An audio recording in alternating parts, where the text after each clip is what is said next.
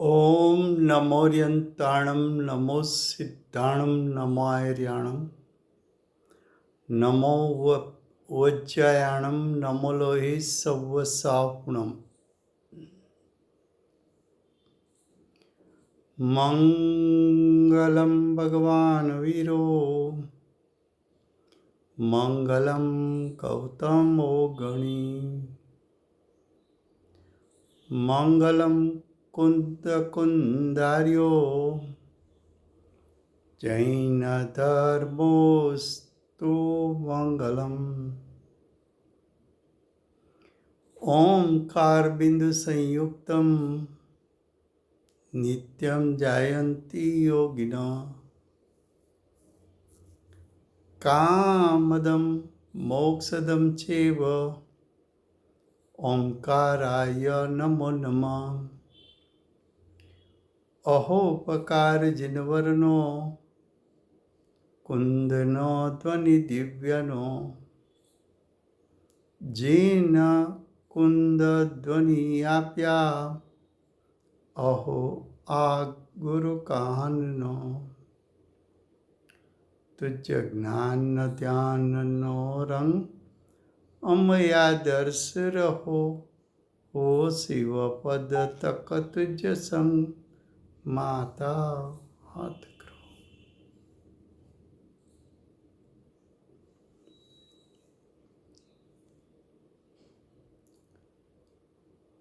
उपादान निमित्त का विषय चलता है। उसमें आज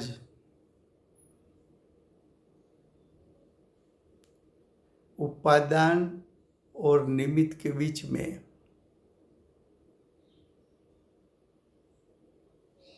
संबंध की बात करनी है।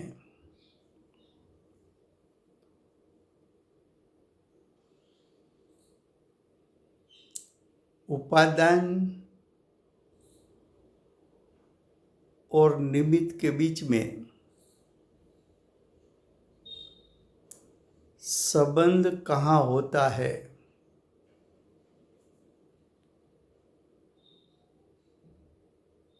तो कि उपादान रूप भी एक द्रव्य है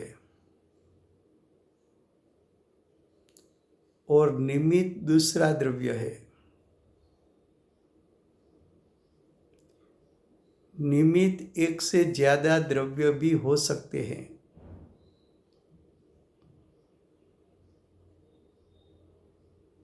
तो उपादान भी द्रव्य है, निमित्त भी द्रव्य है। दोनों द्रव्य का स्वभाव के बीच में, दोनों द्रव्य के त्रिकाल शुद्ध स्वभाव के बीच में किसी भी प्रकार का संबंध नहीं होता है। दूसरा, उपादान रूप द्रव्य में भी अनंत त्रिकाल परिपूर्ण शुद्ध स्वभाव रूप गुण है और निमित्त रूप द्रव्य में भी अनंत त्रिकाल परिपूर्ण शुद्ध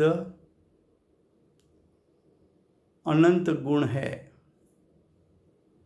उसके दोनों द्रव्य के गुणों के बीच में कोई संबंध होता नहीं है।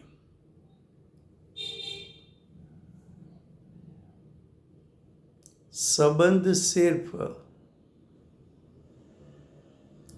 उपादान की पर्याय और निमित्त की पर्याय के बीच में उपादान निमित्त संबंध बनता है।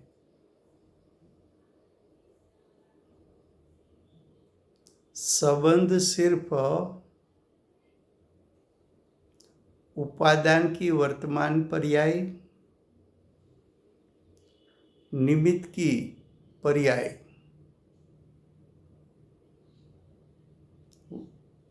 निमित्त की भी वर्तमान पर्याय, उसके बीच में संबंध होता है। उपादान की भूतकाल की पर्याय चली गई।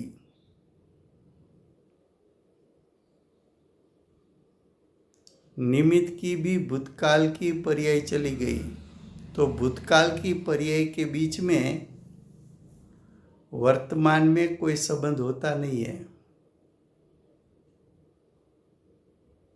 उपादान की भविष्य की पर्याय उत्पन्न हुई नहीं है। निमित्त की भी भविष्य की पर्याय उत्पन्न हुई नहीं है। तो भविष्य की दोनों की पर्याय के बीच में वर्तमान में कोई संबंध होता नहीं है। उपादान निमित्त का संबंध उपादान द्रव्य की वर्तमान पर्याय निमित्त द्रव्य की वर्तमान पर्याय दोनों के बीच में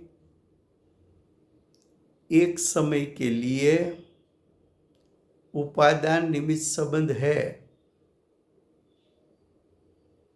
दूसरे समय दूसरी बार उपादान निमित्त संबंध हो सकता है, लेकिन होगा ही ऐसा निश्चित नहीं है। फिर से गुजराती में,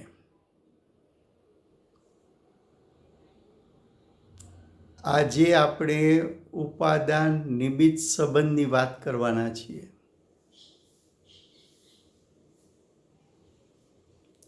ઉપાદાન પણ એક દ્રવ્ય છે, નિમિત્ત પણ એક દ્રવ્ય છે। નિમિત્ત એકથી વધારે દ્રવ્ય પણ હોઈ શકે।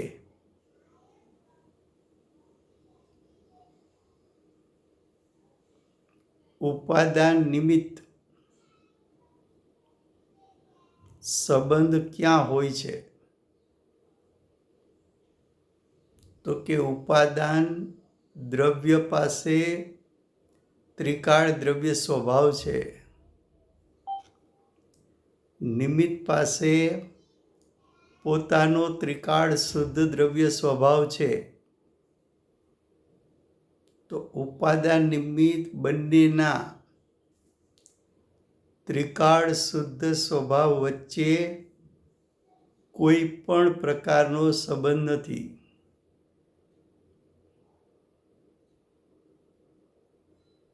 ઉપાદાન દ્રવ્ય પાસે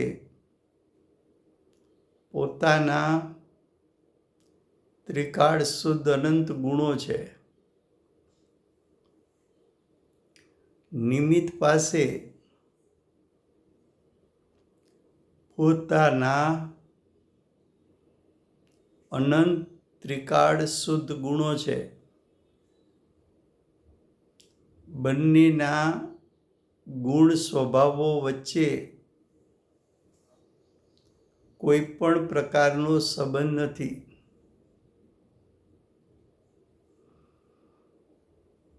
તો સંબંધ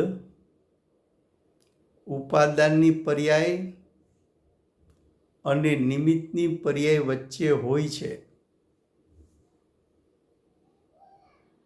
પણ ઉપાદાન અને નિમિત્ત એની કઈ પર્યાય વચ્ચે સંબંધ હોય છે? તો કે ઉપાદાનની ભૂતકાળની અનંત પર્યાય ચાલી ગઈ, નિમિત્તની પણ ભૂતકાળની અનંત પર્યાય ચાલી ગઈ। બંનેની ભૂતકાળની અનંત પર્યાયો ચાલી ગઈ, માટે બંને વચ્ચે ભૂતકાળની પર્યાયનો વર્તમાનમાં કોઈ સંબંધ હોતો નથી।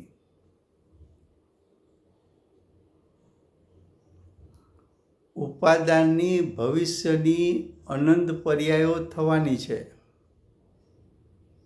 પણ હજુ ઉત્પન્ન થઈ નથી. નિમિત્તની પણ ભવિષ્યમાં અનંત પર્યાય થવાની છે, પણ વર્તમાનમાં તે ઉત્પન્ન થઈ નથી.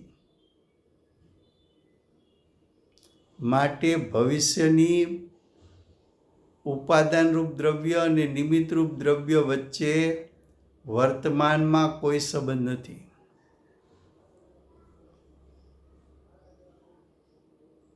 ઉપાદાન નિમિત્ત સંબંધ માત્ર બંને દ્રવ્યોના વર્તમાન પર્યાય વચ્ચે એક સમય પૂરતો ઉપાદાન નિમિત્ત સંબંધ હોય છે. પછીના સમયે ફરી પાછો ઉપાદાન નિમિત્ત સંબંધ થઈ શકે, પણ પછીના સમયે ઉપાદાન કયા પ્રકારે પરિણમે છે અને ત્યારે તે જ નિમિત્ત છે કે નિમિત્તો બદલાઈ ગયા તે નિશ્ચિત હોતું નથી.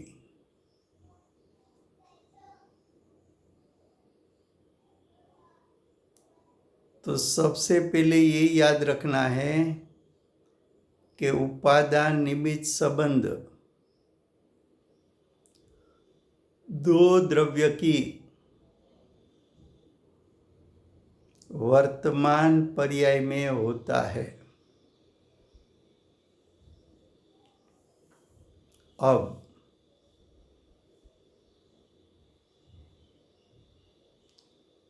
उपादान निमित्त संबंध के काल में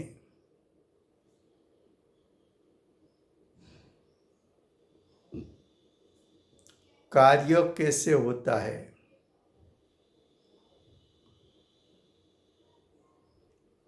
तो कि उपादान निमित्त के संबंध के काल में उपादान भी स्वतंत्रपने स्वयं का परिणाम उपादान करेगा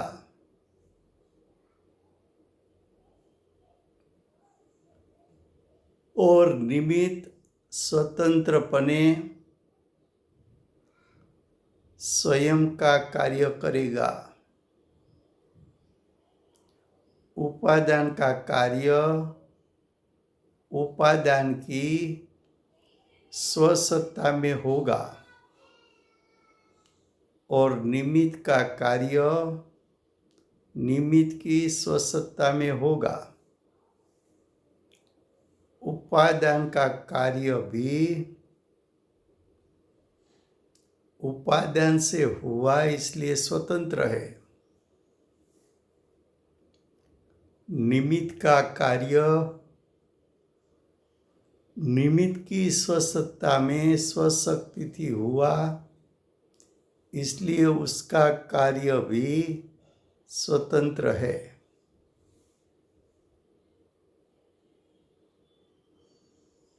फिर से गुजराती में उपादान और निमित्त उसमें कार्य दोनों कैसे करेंगे? રાજુભાઈ ગુજરાતીમાં ભાઈ. हाँ, उपादान निमित्त સંબંધના સમયે બંને કઈ રીતે કાર્ય કરશે? ઉપાદાન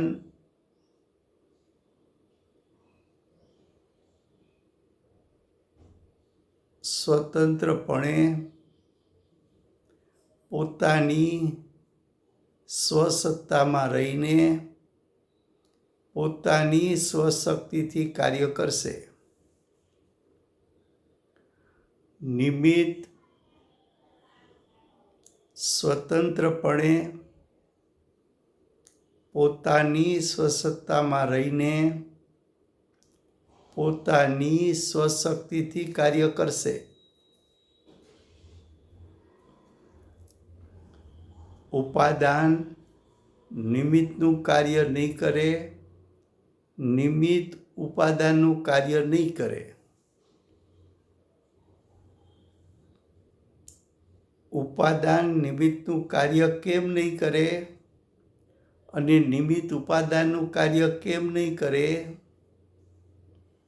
તો કે વિશ્વમાં જાતિ અપેક્ષાના 6 દ્રવ્ય છે. એ જાતિ અપેક્ષાના 6 દ્રવ્યમાં કોઈ એવો ગુણ નથી કે પરદ્રવ્યનું કાર્ય કરી શકે. માટે ઉપાદાન નિમિત્તનું કાર્ય ન કરી શકે, નિમિત્ત ઉપાદાનનું કાર્ય ન કરી શકે. જાતિ અપેક્ષાના 6 દ્રવ્યમાં એવો કોઈ ગુણ નથી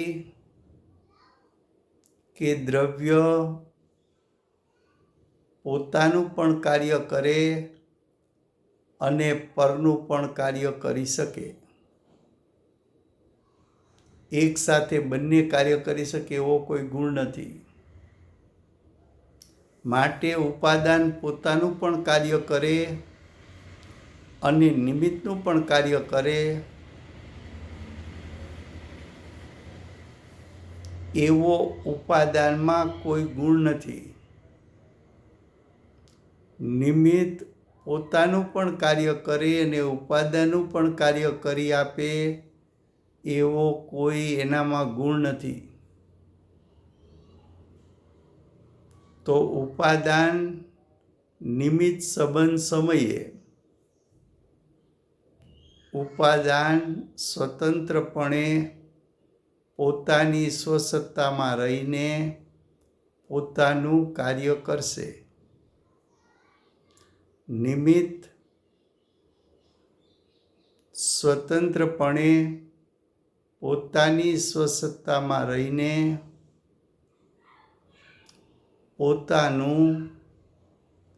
પોતાની સ્વશક્તિથી સ્વતંત્રપણે કાર્ય કરશે.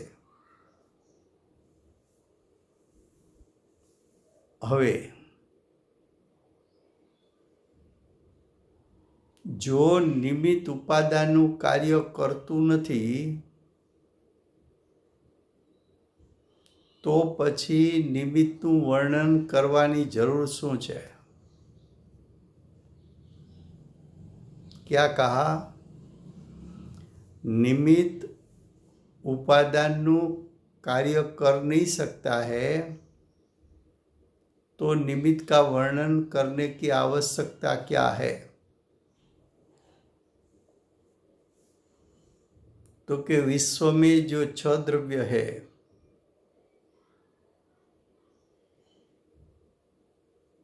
वो 6 द्रव्य के बीच में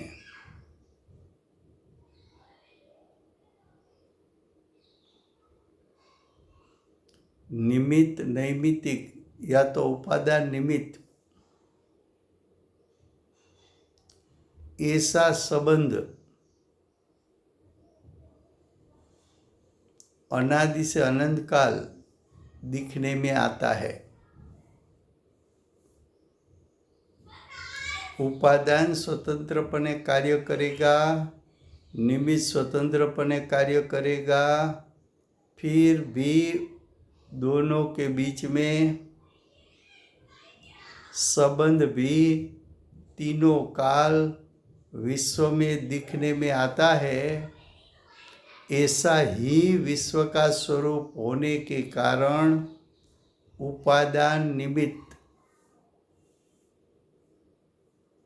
संबंध की बात ज्ञानियों ने बताई है.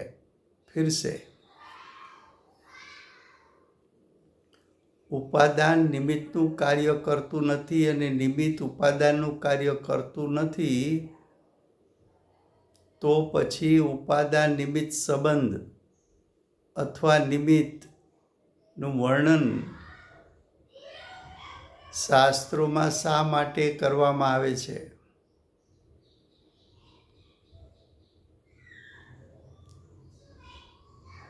તો કે વિશ્વ રચના એવી છે, એ વિશ્વ રચના કોઈએ બનાવી નથી, સહજ અનાદિકાળથી છે અને એવી જ સહજ અનંતકાળ રહેવાની છે. તો વિશ્વ રચના એવી છે કે વિશ્વના છ દ્રવ્યો અનાદિથી અનંતકાળ સ્વતંત્રપણે સ્વસત્તામાં રહીને સ્વશક્તિથી પોતાનું કાર્ય કરે ત્યારે અવશ્યપણે નિમિત્તની હાજરી હોય છે. માટે ઉપાદાન નિમિત્ત સંબંધનું વર્ણન કરવામાં આવે છે.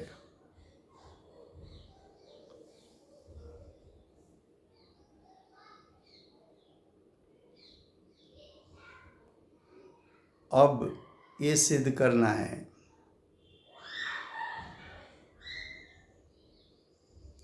कि निमित्त उपादान का कार्य नहीं कर सकता.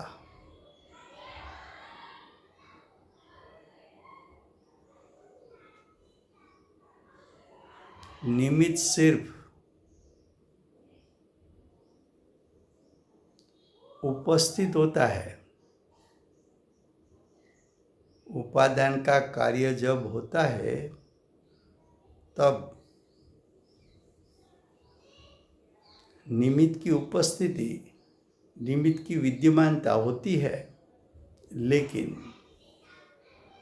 निमित्त उपादान का कुछ कार्य कर नहीं सकता. अब देखो,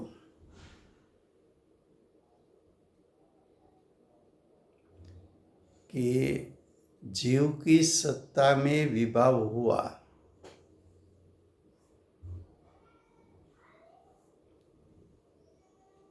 तो जीव की सत्ता में विभाव हुआ तो जीव विभाव कर सके ऐसी उसमें योग्यता है कि नहीं है?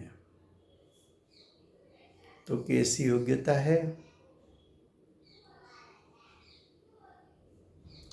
जीव का विभाव होता है, वो चैतन्यमय परिणाम है कि अचेतन परिणाम है? तो कि वास्तव में तो वो चैतन्यमय परिणाम है. अगर उसको चैतन्यमय परिणाम नहीं कहोगे, उसको जीव का परिणाम नहीं कहोगे, तो जीव का विभाव टालने की जिम्मेदारी जीव पर रहेगी नहीं, और जीव को विभाव टालने का पुरुषार्थ करने की भी जिम्मेदारी रहेगी नहीं. अब जीव का विभाव होता है, क्या जीव स्वतंत्रपणे विभाव का कर्ता होता है?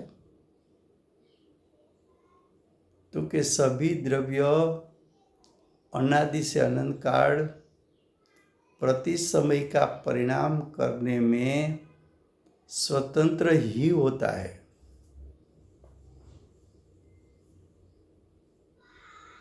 तो जब जीव का विभाव होता है तब स्वतंत्रपणे जीव में विभाव हुआ कैसे?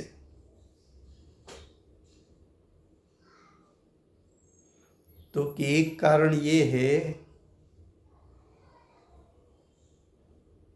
कि जीव स्वभाव से च्युत हुआ. तो च्युत हुआ, उसमें जिम्मेदारी जीव की है. इसलिए जीव विभाव का कर्ता बना स्वतंत्रपने। दूसरा, जीव की सत्ता में विभाव हुआ, वो विभाव रूप पर्याय उत्पन्न हुई, तो उस समय की पर्याय की योग्यता ही ऐसी थी कि विभाव होने वाला था। इसलिए विभाव का कर्ता स्वतंत्रपने विभाव स्वयं है।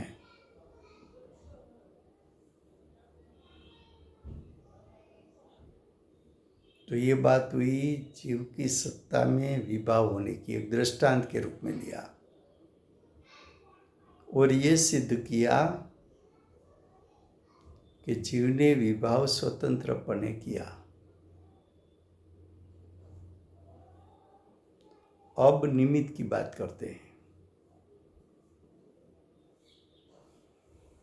कि जब जब हाँ जी, अभी आपने बताया कि जीव ने विभाव जो किया तो उसका कर्ता स्वतंत्र विभाव है। हाँ, वो जो क्षणिक सत बताया था ना हमने, क्षणिक उपादान बताया था कि नहीं? हाँ, बिल्कुल बिल्कुल बराबर। वो क्षणिक उपादान से बात की। अब जब जीव विभाव करेगा तब अवश्यपने निमित्त के रूप में कर्म का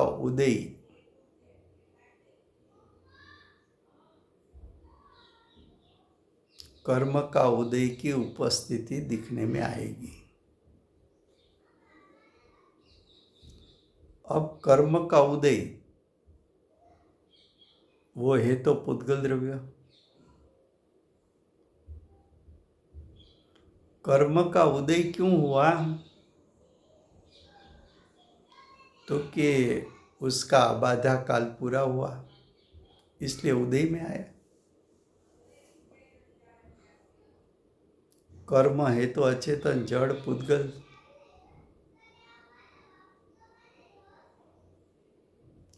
उसमें कर्म के परमाणु में परिणमन शक्ति है,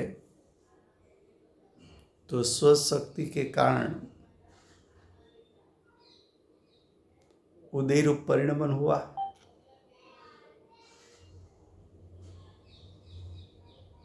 उसका स्वकाल था। स्वकाल क्यों था? तो कि कर्म की स्थिति पूरी हुई, इसलिए उदय में आया। तो कर्म उदय में आया, वो पुद्गल द्रव्य की परिणमन शक्ति के कारण अबाधा काल पूर्ण होने के कारण उदय रूप हुआ, तो उसका परिणमन भी स्वतंत्र हुआ और वो परिणमन पुद्गल की स्वसत्ता में हुआ। तो जब जब जीव विभाव करेगा तब तब कर्म का उदय की उपस्थिति होगी, लेकिन कर्म का उदय ने जीव को विभाव कराया कि जीव स्वभाव से च्युत हुआ, इसलिए विभाव हुआ।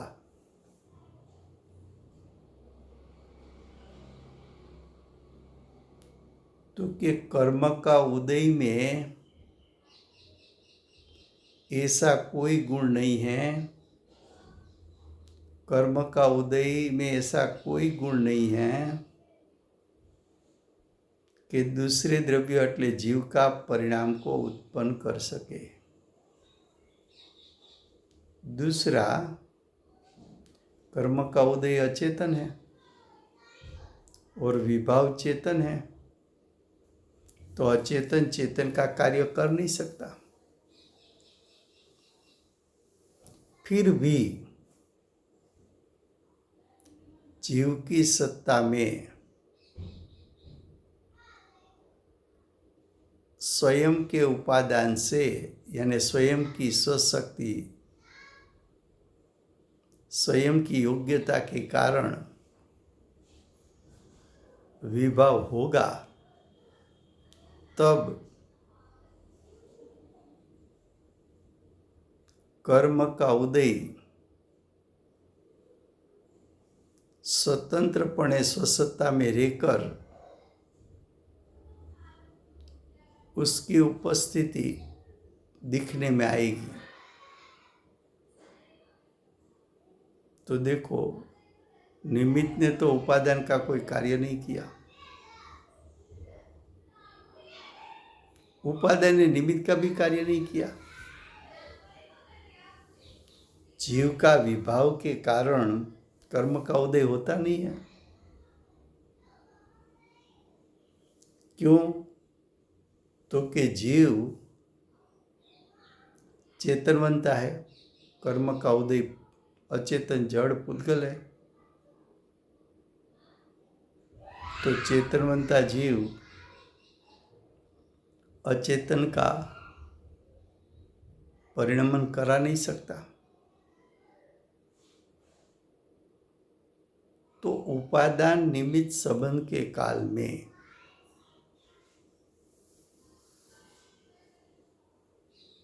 उपादान का कार्य जब होता है, तब बाह्य में उपस्थिति रूप जो द्रव्य होता है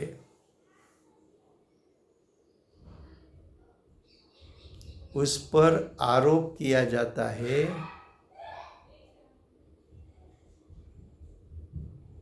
और जिस पर आरोप करने में आता है उसको निमित्त कहने में आता है। तो निमित्त किसको कहे? तो कि निमित्त उपस्थित रहेगा लेकिन उपादान का कुछ कार्य करेगा नहीं। निमित्त उपस्थित रहेगा लेकिन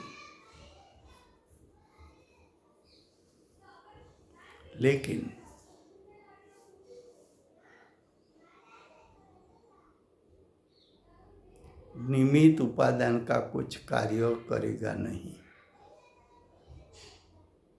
तो निमित्त किसको कहे? कि उपादान के कार्य समय उसकी उपस्थिति भी हो और उपादान का कुछ कार्य भी नहीं करे।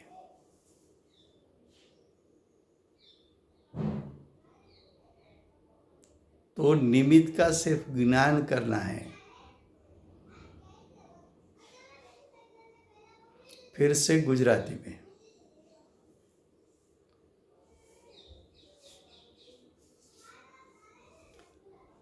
उपादान निमित्त संबंध समये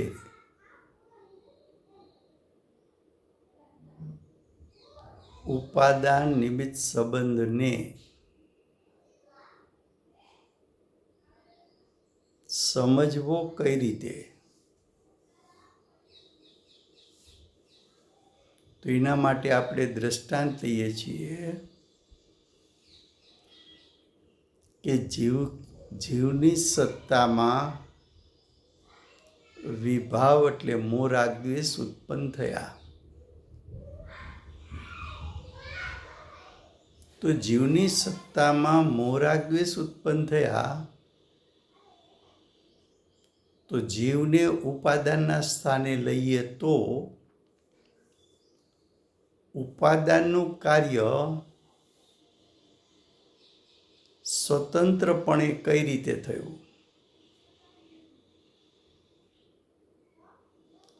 तो कि जीवमां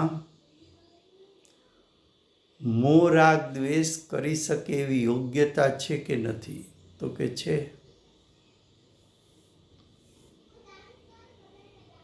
મોહ રાગ દ્વેષ કરી શકે એવી યોગ્યતા હોય તો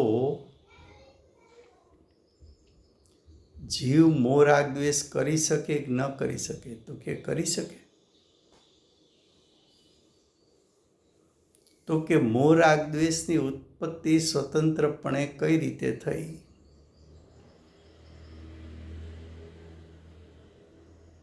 તો કે જીવ સ્વભાવથી ચ્યુત થયો,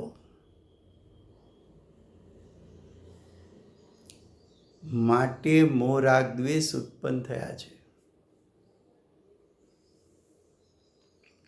માટે મોહ રાગ દ્વેષનો કર્તા જીવ સ્વતંત્રપણે છે, એવું એક કારણ.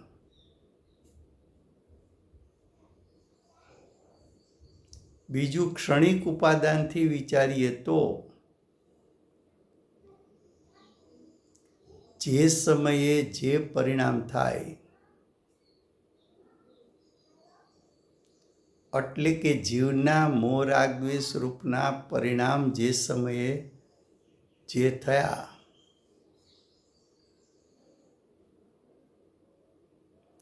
તે સમયની પર્યાયમાં એવી જ યોગ્યતા હતી કે વર્તમાન સમયમાં મોહ રાગ દ્વેષને ઉત્પન્ન કરે.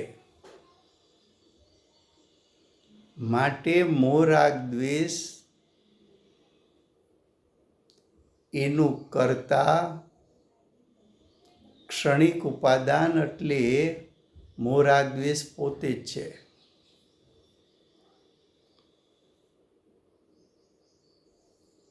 તો જીવ તરફથી ઉપાદાન રૂપનું કાર્ય જોઈએ તો જીવની સત્તામાં મોહ રાગ દ્વેષ થયા. એ મોહ રાગ દ્વેષ ચૈતન્યમય પરિણામ હોવાથી જીવના છે, જીવની સત્તામાં ઉત્પન્ન થયા છે. મોહ રાગ દ્વેષને ઉત્પન્ન કરી શકે એવી યોગ્યતા પણ છે, અને મોહ રાગ દ્વેષની ઉત્પત્તિનું કારણ જીવ સ્વભાવથી ચ્યુત થયો છે. તો જીવના ઉપાદાનથી કાર્ય થયું. હવે તે સમયે હંમેશા નિયમભૂત નિમિત્ત તરીકે કર્મનો ઉદય એની હાજરી હોય છે.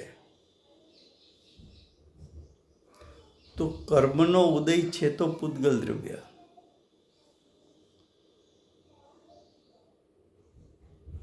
કર્મનો ઉદય કેમ થયો?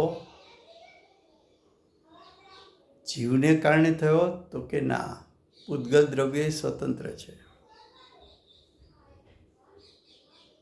તો કે કર્મનો ઉદય કેમ થયો? તો કે પૂર્વે બાંધેલા જે કર્મ સત્તામાં હતા એનો અબાધા કાળ પૂરો થયો. અબાધા કાળ પૂરો થયો અને કર્મ પૂતગલ દ્રવ્ય હોવાથી, એનામાં પરિણમન શક્તિ હોવાથી, એ સત્તામાં પડેલા કર્મ પોતાની પરિણમન શક્તિને કારણે અબાધા કાળ પૂર્ણ થવાથી ઉદયરૂપ થયા છે.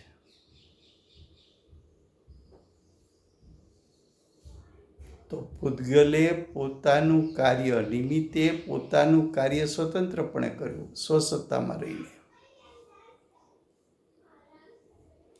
કર્મના ઉદયે મોહ રાગ દ્વેષને ઉત્પન્ન કેમ નથી કર્યા?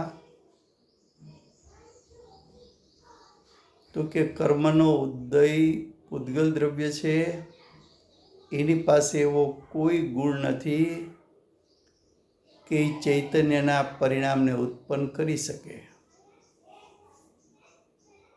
અને જીવમાં એવો કોઈ ગુણ નથી કે પૂતગલ દ્રવ્યના પરિણામનો કર્તા થઈ શકે. તો બંને દ્રવ્યનું પરિણમન થયું છે તો સ્વતંત્ર.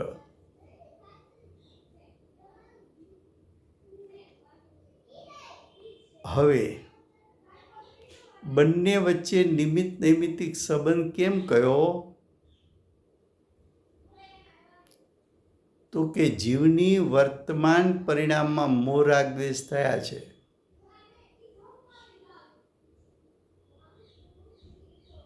અને પૂતગલમાં વર્તમાન સમયે કર્મ ઉદયરૂપ થયું છે.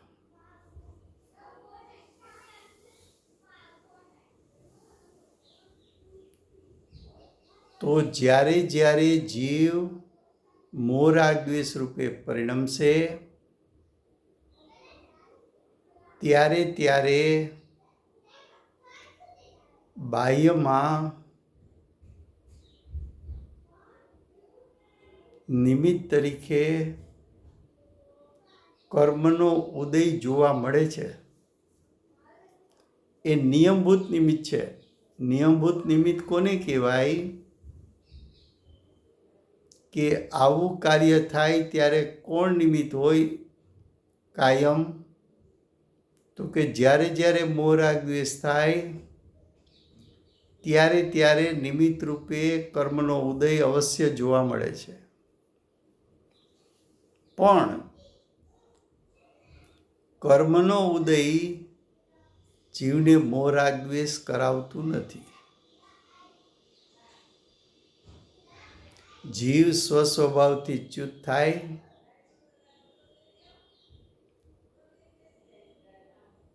ત્યારે એમનું લક્ષ કર્મના ઉદય તરફ હોવાથી કર્મના ઉદયનું એટલે કે નિમિત્તનું જ્ઞાન શું કામ કરાયું? તો કે ઉદય તરફ લક્ષ કરીશ તો તારી સત્તામાં મોહ રાગ દ્વેષ જોવા મળશે. એ નિમિત્તનું લક્ષ છોડીશ તો તારું લક્ષ જ્ઞાયક સ્વભાવ પર જશે તો વિતરાગતા પ્રગટ થતી જોવા મળશે.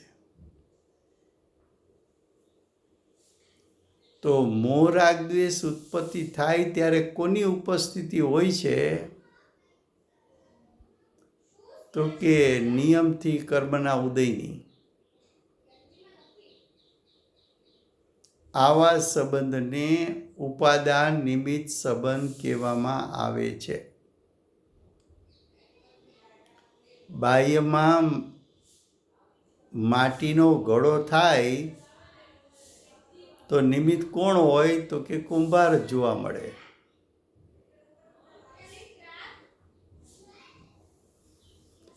દૂધમાંથી દહીં થાય તો બાહ્યમાં નિમિત્ત કોણ જોવા મળે? તો કે મેરવાણ જ જોવા મળે.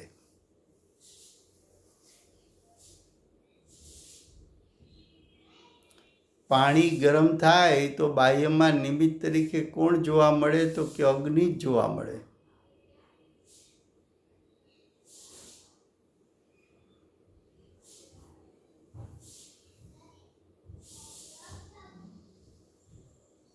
તો ઉપાદાન નિમિત્તના કાળે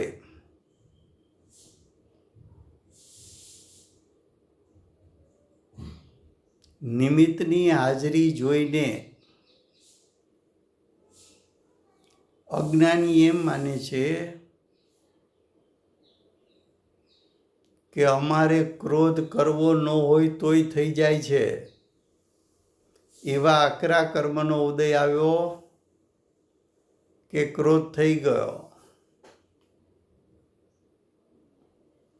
એટલે જાણે કે નિમિત્ત પોતાને ક્રોધ કરાવે છે. તો કે નિમિત્તે ક્રોધ કરાવ્યો કે તે સંયમ ન રાખ્યો.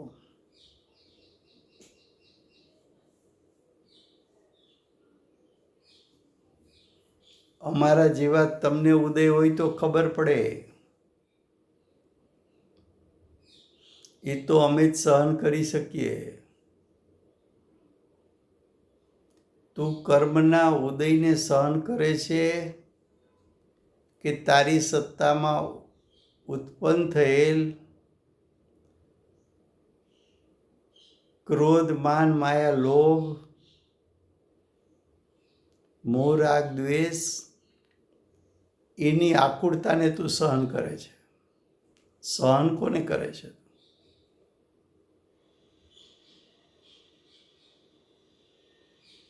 કર્મમાં તો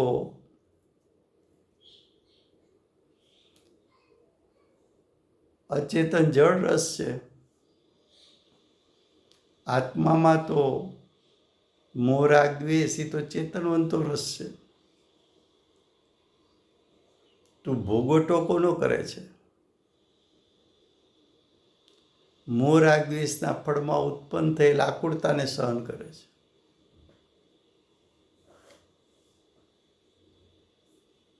તો ઉપાદાન નિમિત્ત સંબંધ,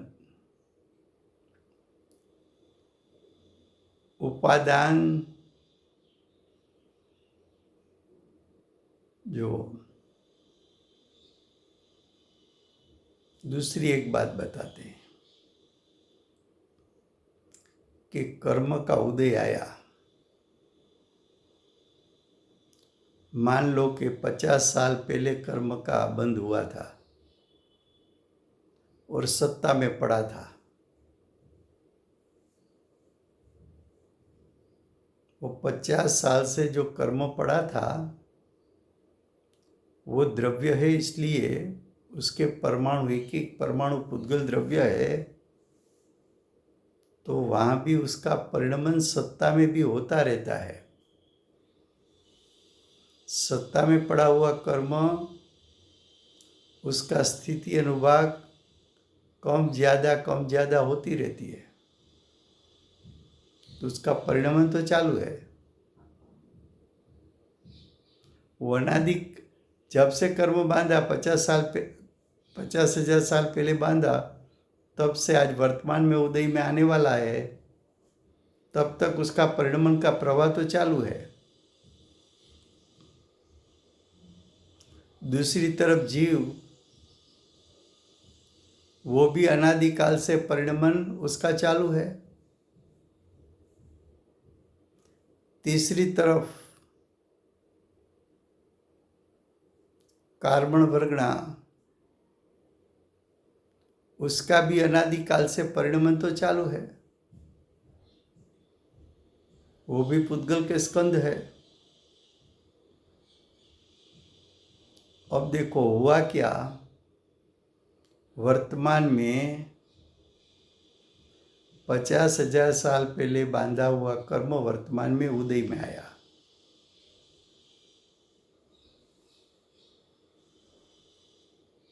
और वर्तमान में जीव ने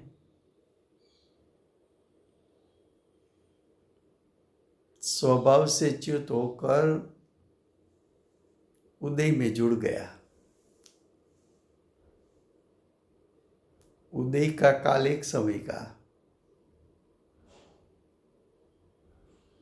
जुड़ने का काल एक समय का, और उसी समय जीव ने मोह राग द्वेष किया तो कार्बन वर्गणा उसी समय कर्मरूप परिणमन करके आत्मा के प्रदेश को जुड़ने के लिए आ गई। देखो तीनों के बीच में एक समय का संबंध, तीनों का परिणमन तो अनादि से चलता है,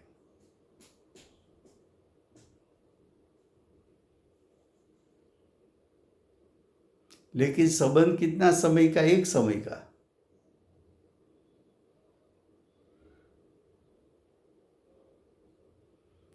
तो उपादान निमित्त संबंध बनता है तो सिर्फ एक समय के लिए, दूसरे समय फिर संबंध बदल जाएंगे।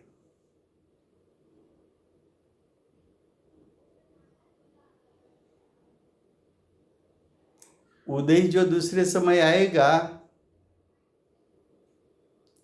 उसकी तीव्रता मनता बदल जाएगी। जीव के परिणाम उसकी भी तीव्रता मनता बदल जाएगी और नया कर्म का बंध उसका भी स्थिति अनुभाग भिन्न प्रकार का होगा।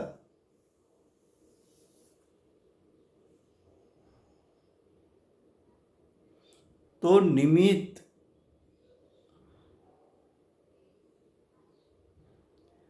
करेगा उपादान में कुछ भी नहीं,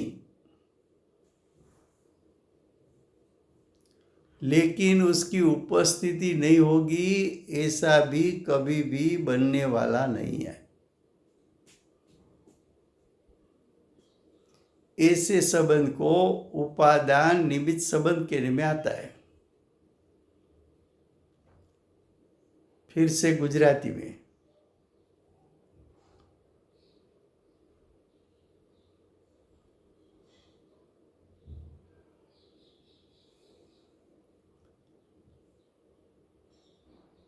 कर्मनो उदय આવ્યો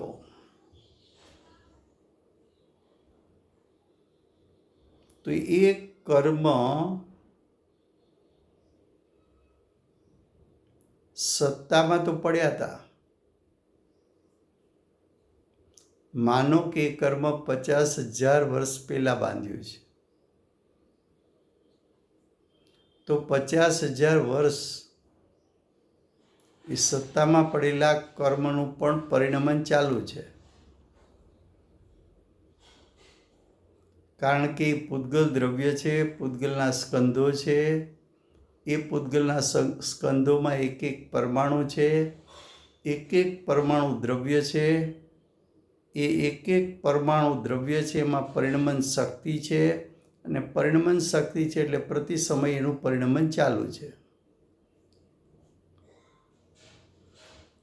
લમસમ વાત કરો તો સત્તામાં પડેલા કર્મો છે એના પણ દરેક સમયે સ્થિતિ અનુભાગની વધઘટ થયા જ કરતી હોય છે, તો એનું પરિણમન ચાલુ છે। હવે પરિણમન ચાલુ હતું, વર્તમાન સમયમાં સત્તામાં પડેલા કર્મનો અબાધા કાળ પૂરો થયો માટે ઉદયરૂપ થયું। તો એ કર્મનો ઉદય થયો છે સ્વતંત્રપણે। હવે તે સમયે જીવ પોતાના સ્વસ્વભાવથી ચ્યુત થઈ એટલે કે સ્વભાવનું લક્ષ છોડી કર્મના ઉદયનું લક્ષ કર્યું। એમાં જીવ સ્વતંત્ર હતો। જીવનું પરિણમન તો અનાદિકાળથી ચાલુ હતું।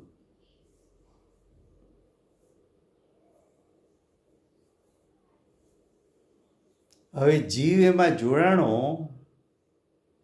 ઉદયમાં જોડાણો તો જીવની સત્તામાં મોહ રાગ દ્વેષ થયા।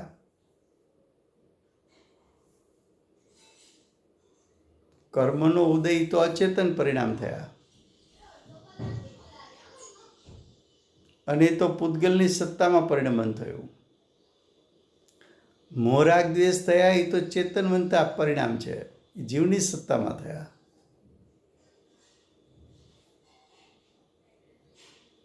અને તે સમયે કાર્બન વર્ગણાઓ કર્મરૂપે પરિણમી ને આત્મા સાથે ચીટકવા માટે આવી। તો કાર્બન વર્ગણા પણ વિશ્વમાં છે તો અનાદિકાળની, અને અજ્ઞાનીને અનાદિકાળથી પોતાના આત્મ પ્રદેશે કાર્બન વર્ગણાઓ તો પડી છે। એ કાર્બન વર્ગણા છે પૂતગલના સ્કંદ, એના એક એક પરમાણુ દ્રવ્ય છે અને એક એક પરમાણુ દ્રવ્ય છે એમાં પરિણમન શક્તિ છે। એ પોતાની પરિણમન શક્તિને કારણે કાર્બન વર્ગના કર્મ રૂપે થઈ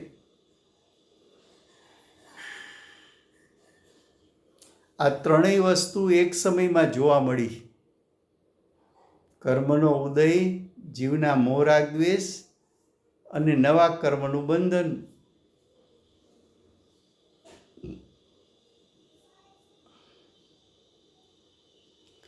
તો જ્યારે જ્યારે જીવની દશામાં વિભાવ થાય ત્યારે ત્યારે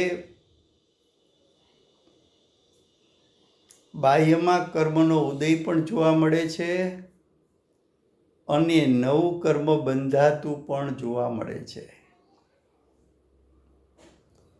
આવો ત્રણેય વચ્ચેનો સંબંધ વર્તમાન એક સમય પૂરતો થયો.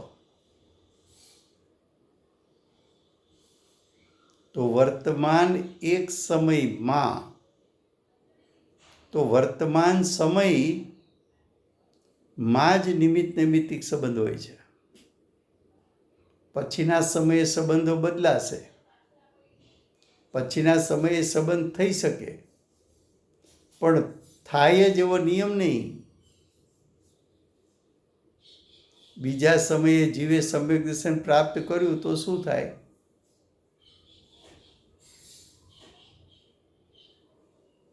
બીજા સમયે જીવ પરનું લક્ષ નહીં કરતા સ્વનું લક્ષ કરીને સ્વમાં સ્થિત થઈ ગયો તો સંબંધ બધો વિખેરાઈ ગયો.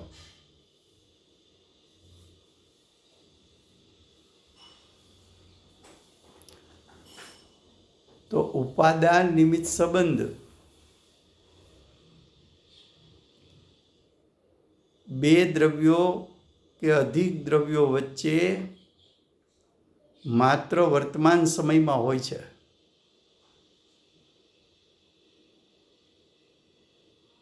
ખ્યાલમાં આવે છે? આવો સંબંધ એને ઉપાદાન નિમિત્ત સંબંધ કહે છે. तो जुओ, निमित्त ने कुछ उपादान का कार्य नहीं किया है. कर्म का उदय ने जीव को विभाव नहीं कराया, फिर भी निमित्त के कारण उपादान का परिणमन होता है, ऐसी हमारी अज्ञानी की विपरीत मान्यता है. अज्ञानी ऐसा बोलेगा कि अभी तो इतने कर्म का उदय चलता है,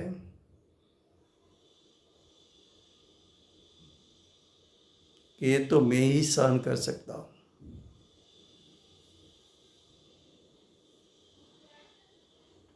तो कि कर्म तो अचेतन जड़ है, वो तुझे आकुलता नहीं करा सकता. आकुलता तो हुई है तेरे मोह राग द्वेष आदि परिणाम के कारण. वो मोह राग द्वेष तूने किया, उसका फल आकुलता तेरे परिणाम में हुई, दुख रूप वेदन हुआ.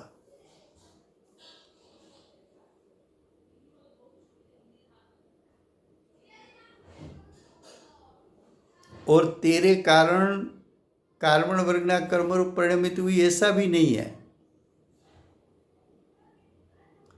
कार्बन वर्गना में भी परिणमन शक्ति है, तो परिणमन शक्ति के कारण कार्बन वर्गना कर्म में परिवर्तित होकर आत्म प्रदेश पर चिटकने के लिए आई है.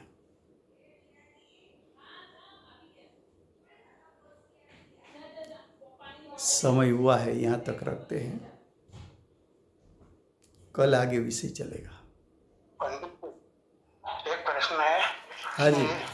50,000 साल पहले जो कर्म सत्ता में पड़ा हुआ है, तो वो एक इंद्रिय जीव, दो इंद्रिय जीव, किसी भी मतलब समय किसी में भी पंचेंद्रिय में उदय आ सकता है. आ सकता है ना.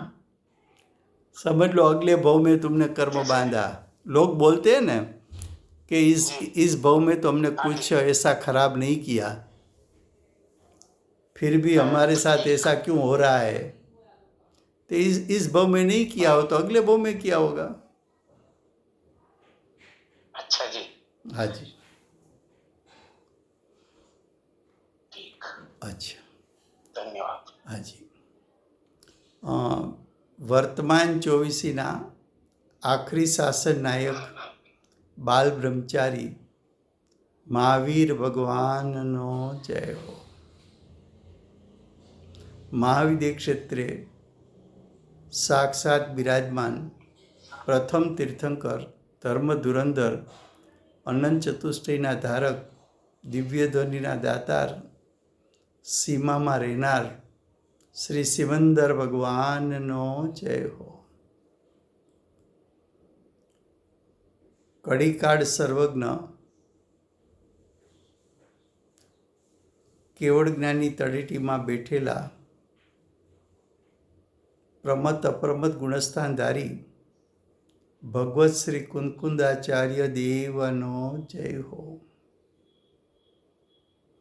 વર્તમાન કાળે ઉપાદાન નિમિત્ત જેવા સિદ્ધાંતો સમજાવનાર તીર્થના નાયક, તીર્થના સ્થાપક, તીર્થના પ્રવર્તક પરમ કૃપાળુ શ્રી સદગુરુ દેવનો જય હો. પૂજ્ય ગુરુદેવના નવ ભવનો વૈભવ બતાવનાર પૂજ્ય ગુરુદેવના શિષ્યમાં શિરોમણી, સમ્યક દર્શનથી વિભૂષિત, જાતિસ્પણ જ્ઞાનથી વિભૂષિત પ્રસમમૂર્તિ ભગવતી માતનો જય હો. સમ્યક દર્શન પ્રાપ્તિમાં નિમિત્તરૂપ સર્વ જીનવાણી માતનો જય હો. પૂજ્ય ગુરુદેવ અને માતાજીની સાધના ભૂમિ સુવર્ણપુરી ધામનો જય હો. સુવર્ણપુરી ધામમાં બિરાજમાન જંબુ દીપસ્ય સર્વે જિનેન્દ્ર ભગવાનનો જય હો.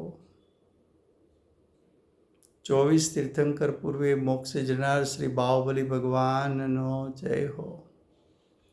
પરમ દિગંબર જૈન ધર્મનો જય હો.